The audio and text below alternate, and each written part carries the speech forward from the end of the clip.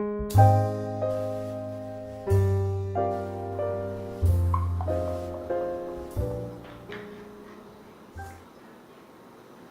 I was born in Sacramento, California, but I was on an Air Force base. So I was really raised in Michigan, Detroit to be exact. Comfort food, that was the kind of food my mom made, that Midwestern, chicken. She kind of had the three blob meal down.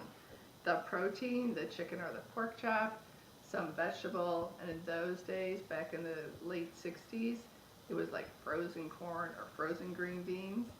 And then she had some starchy thing. And it was rarely rice. It would be more like potatoes. So I would have to say, if I had some kind of that three blob meal, comfort food reminds me of my mom. She was a great cook, but certainly not the way we cook now. And just paint both sides of everything. So keep track. Now the eggplant is like a sponge, so you don't want to let it get too greasy.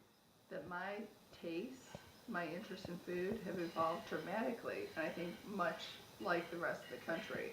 Because certainly my mom, who worked full-time, used frozen vegetables because that was available. And now we have all these farmers markets, so I love to go to the farmers market. So if I had to say my two favorite meals are Thursday night's farmer market dinner, and that's when we take whatever we bought and we make dinner. We often buy one of the thin crust pizzas and we buy a lot of vegetables, and maybe I've bought a protein there, bought a protein elsewhere, and we just make what's available. In terms of food is entirely different than what I knew about food when I was younger. When I was young, I knew how to cook, certainly not as well as I do now, but now the focus is so much more on plant-based food.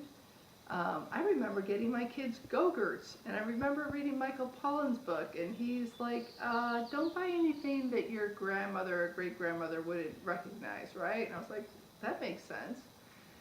So my favorite meal is leg of lamb, and I buy these tomatoes at the farmer's market. The farmer who brings the tomatoes is from Yakima, and they're rich and intense.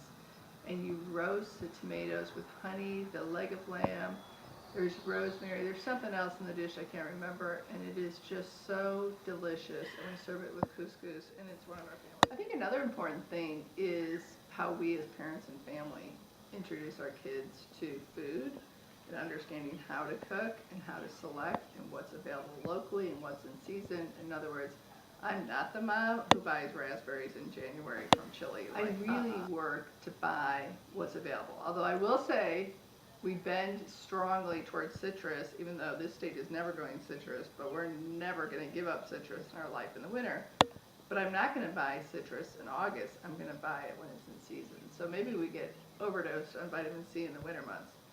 But my point being, in order for our kids to understand food and to make the connection, I take them to the market, I have them prep food, I have them help develop menus.